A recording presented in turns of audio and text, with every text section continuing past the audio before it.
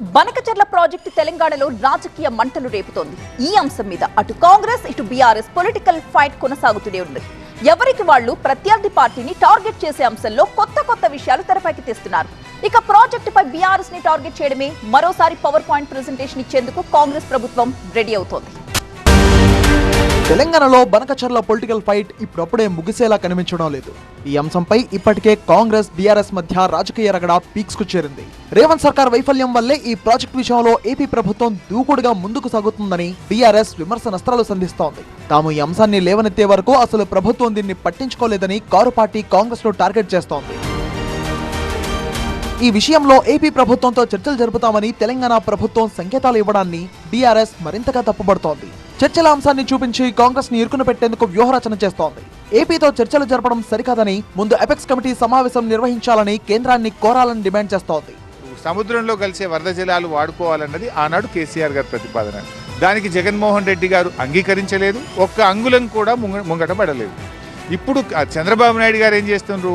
తెలంగాణకు ఎటువంటి ప్రయోజనం లేకుండా, తెలంగాణ హక్కులు కాపాడకుండా తను నేరుగా బొల్లేపల్లి రిజర్వాయర్ ద్వారా వారు పోతిరెడ్డిపాడు ప్రాజెక్టు ద్వారా అటు కృష్ణా బేసిన్కు ఇటు పెన్నా బేసిన్కు నీళ్లు తీసుకుపోవడానికి ప్రయత్నం చేస్తున్నారు. దాంట్లో తెలంగాణ నీటి హక్కులు దెబ్బతింటాయి. తెలంగాణకు ఒక్క ఎకరానికి కానీ ఒక్క చుక్క కూడా నీరు వచ్చే అవకాశం లేదు. అందువల్ల బీఆర్ఎస్ పార్టీ అసలు కాంగ్రెస్ను తట్టి లేపిందే బీఆర్ఎస్. వీళ్ళు మొద్దు నిద్రపోయింది కదా.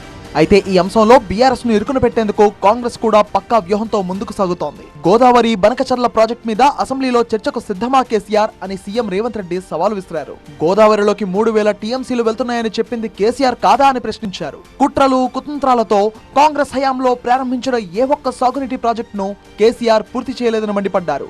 గోదావరి జలాల విషయంలో తెలంగాణకు అన్యాయం జరిగిందని అసెంబ్లీలో చర్చిద్దామని కేసీఆర్ కు సవాల్ విసిరారు. ఈ అంశంలో కాంగ్రెస్ ప్రభుత్వంపై బీఆర్ఎస్ దుష్ప్రచారం చేస్తుందన్నారు. 2018లో వ్యాప్కోస్ ను నియమించింది నిజం కాదా?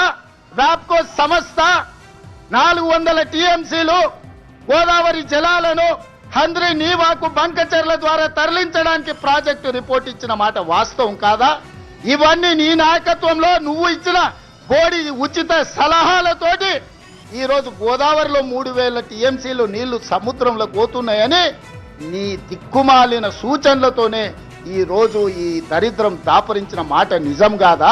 మరోవైపు గోదావరి బనకచర్ల ప్రాజెక్టును అడ్డుకుంటామన్నారు మంత్రి ఉత్తమ్. దీనిపై కేంద్ర జలశక్తి మంత్రికి పవర్ పాయింట్ ప్రెజెంటేషన్ ఇచ్చామని, త్వరలోనే అపెక్స్ కౌన్సిల్ సమావేశానికి కేంద్ర మంత్రి హామీ ఇచ్చారని తెలిపారు. ఈ నెల 30వ తేదీన బనకచర్లపై పవర్ పాయింట్ ప్రెజెంటేషన్ ఇస్తామన్న ఉత్తమ్ గతంలో బీఆర్ఎస్ ఈ ప్రాజెక్టుకు ఎలా సహకరించిందో వివరిస్తామన్నారు. గతంలో ప్రగతి భవన్ వేదికగా ప్రాజెక్ట్ డిజైన్ అయిందన్నారు.